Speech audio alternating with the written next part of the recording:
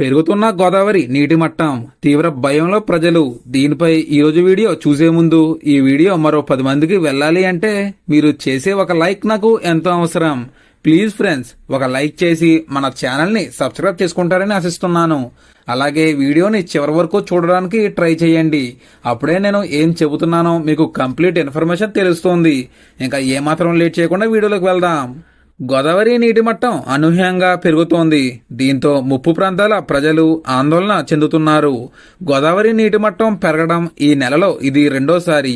మహారాష్ట్ర, తెలంగాణలో కురుస్తున్న భారీ వర్షాలకు ఉపనదులు, కొండవాగులు పొంగి పొర్లుతూ గోదావరికి వరద చేరుతోంది. దీంతో పోలవరం నీటి మట్టం బుధవారం నాటికి మరింత పెరిగి ప్రాజెక్టులోకి వస్తున్న 157,649 క్యూసెక్కుల వరద స్పిల్వే 48 గేట్ల ద్వారా దిగువకు విడుదల చేస్తున్నట్లు అధికారులు తెలిపారు.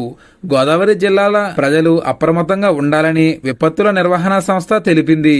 అత్యవసర సహాయం కోసం కంట్రోల్ రూమ్ నంబర్ 112-1070 1800-4250-101 కి సంప్రదించాలని పేర్కొన్నారు.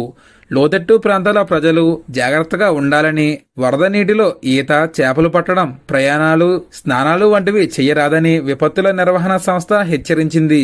మరి మీ ప్రాంతాల్లో వర్షాలు పడుతున్నాయో లేదో కామెంట్లో తెలియజేయండి. Thank you for watching.